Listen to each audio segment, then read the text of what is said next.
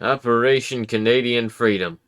What would it look like? Probably wouldn't need to fire a shot. Just promise the Leaf folk will lower taxes on consumer goods like beers and cigs. You have any idea how much a case of beer costs north of the border? Those bastards would literally hang their leaders if it meant the price of a 30-pack of Labatt went down to US prices. This guy knows his shit. Just give a free green card to each Canadian citizen and wait for 5 years. No mutt wars. You underestimate our armored division.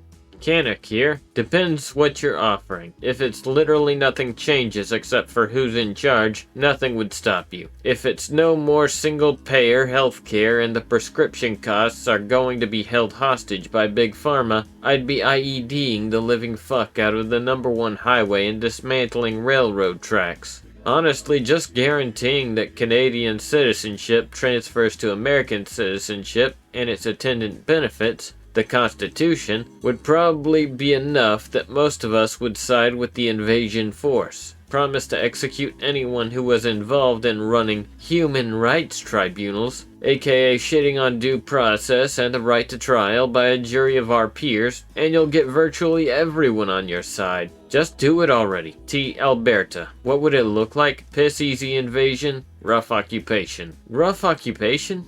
How so? The only ones capable of putting up any sort of resistance towards an occupation wouldn't even be opposed to it, unless you're talking about swarms of unarmed Pajeets. They could just deport them all back to India on a cargo freighter. I hear they're quite good at piloting those. What would it look like? Surprise cruise missile spam on Canadian leadership and communications, followed by a mostly unopposed ground invasion. A few Antifa types fight against the invading fascism. A few "we're not American" patriots fight. It's ineffective. A state of martial law is imposed. It transitions into a puppet government over a year or two. 99% of Canadian gun owners would welcome American occupation, and any Antifa types there might be are unarmed. Puppet government? Not full annexation? First you install the puppet government. Then you get the people to vote in favor of joining the Union, state by state, or I guess province by province. I don't know why we're invading Canada in the first place in this scenario.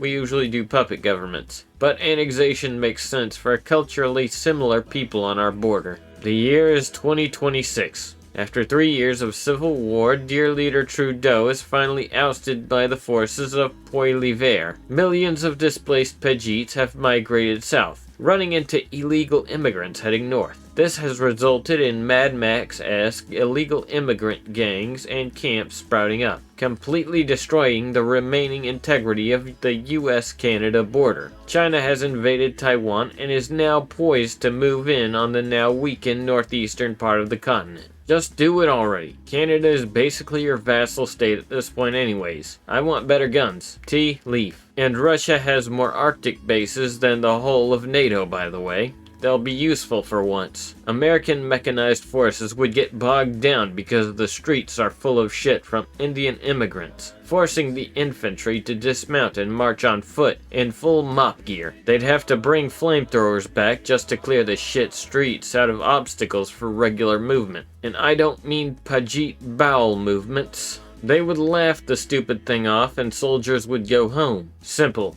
All you have to do is walk to the border with a truckload of FALs and promise that the Canucks can have it if they deliver Trudeau's head or ass on a silver platter. Keck, I don't think Greenland would participate in the Day of the Rake. This will happen in 50 years apparently. We just need to develop power armors first. Canada's own federal police is now warning that pretty much everyone under the age of 35 is a potential terrorist because the situation when it comes to housing and grocery prices is so bad that pretty much everyone who isn't a boomer feels like there's zero hope for the future. You could literally just offer to build more houses and half the population would be ready to kill for you.